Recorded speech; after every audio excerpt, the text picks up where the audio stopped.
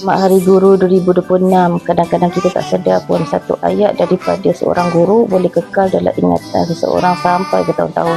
Ada guru yang mengajar dalam diam, datang awal pagi walaupun penat, tetap tersenyum walaupun sedang menyimpan banyak beban sendiri, tetap sabar melayan pelajar yang degil, tetap sabar pada belajar yang orang lain sudah berhenti harapkan.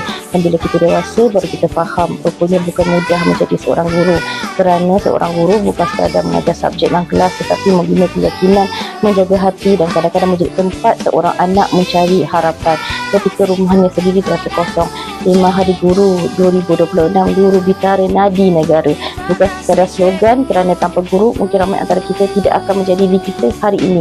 Terima kasih cikgu untuk setiap guru yang membentuk kami, untuk setiap doa yang diam-diam cikgu titipkan dan setiap pengorbanan yang mungkin tidak pernah diceritakan. Selamat Hari Guru buat semua pendidik. Semoga Allah membalas segala kebaikan kalian dengan ketenangan, kesihatan dan kebahagiaan panjangan. Terima kasih banyak-banyak cikgu.